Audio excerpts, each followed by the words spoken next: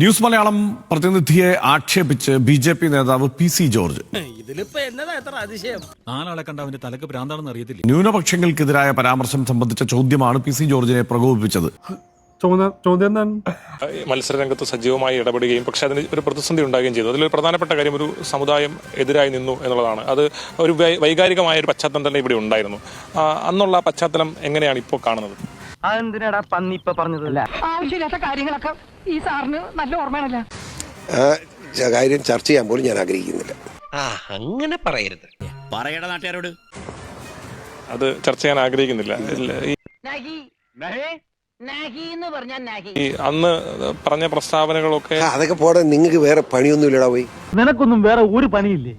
എന്തിനാടോ വെറുതെ എന്റെ blood pressure ഇങ്ങനെ കൂട്ടണേ? അതൊക്കെ പോടെ, നിങ്ങൾക്ക് വേറെ പണിയൊന്നും ഇല്ലടാ. പോയി നീ മറ്റേ പണി കൊണ്ട് ഇറങ്ങിയിരിക്കുക എൻ്റെ അടുത്തോട്ട്. നീ വേറെ പല പണിയും നോക്കി പോയി. നമ്മൾ പറഞ്ഞു കുടിച്ചില്ലേ? മറ്റേ പണി കൊണ്ട് ഇറങ്ങിയിരിക്കുക എൻ്റെ അടുത്തോട്ട്. നീ വേറെ പല പണിയും നോക്കി പോയി. മനസ്സിലായില്ലേ? ഞാൻ ജയിക്കുന്ന MLA തന്നെ. ആരോടും പോയി പറയലട്ട, ആൾക്കാർ ചിരിക്കും.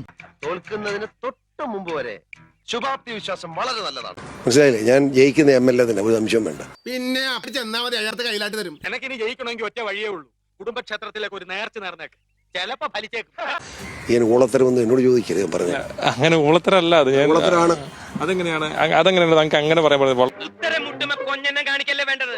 സത്യസന്ധനായ ഒരു പത്രപ്രവർത്തകന്റെ ധീര കടമ ഞാൻ നിർവഹിക്കും.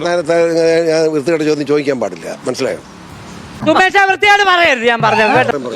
ഇതേ അഭിപ്രായം താങ്കൾ പറഞ്ഞില്ലേ? അത് അന്ന് അങ്ങനെ പലതും പറയട്ടെ. ഞാൻ ഉണ്ടാകുന്നതിനും പറഞ്ഞ കാര്യം ഇപ്പൊ എടുത്തോണ്ട് ജനം മറന്നു കിടക്കുന്ന പഴയ കഥ കുത്തിപ്പൊക്കി എന്റെ പ്രഷർ കൂട്ടിയാലുണ്ടല്ലോ. താങ്കൾ ഇത് ഈ കഴിഞ്ഞ ദിവസം തന്നെ ഒരു മാധ്യമത്തോട് നോക്കണോ? അല്ല, ഈ ഒന്നിനും കൊള്ളരുതാത്തവനാണെന്ന് വരുത്തി തീർത്തിട്ട് പുകച്ചു പുറത്തിയായിരിക്കാം. ഇതല്ല ഉദ്ദേശം. ഈ എന്താ അനാവശ്യമായ ഒരു ചോദ്യം ചോദിച്ചിട്ടില്ല. താങ്കളത് അങ്ങനെ പറയാൻ പാടില്ല. അങ്ങനെ ചോദിച്ചിട്ടില്ല. അനാവശ്യമായി നീ ഇവിടെ വന്നേ നല്ല ഉദ്ദേശത്തോടെ അല്ല. നീ നല്ല ഉദ്ദേശം വന്നാണെങ്കിൽ വൃത്തികെട്ട ചോദ്യം ചോദിക്കില്ല. ഭയങ്കര മനസ്സാ. ഇവര് വന്നിങ്ങനെ കൈ കൂപ്പില്ല നമ്മളെ ഭാഗത്ത്. വിജയിച്ചു കഴിഞ്ഞാൽ പേരൊക്കെ വലിയ രാജാക്കന്മാരാ. ചോദിച്ചത് നീ പറഞ്ഞു പോകാൻ പറഞ്ഞു.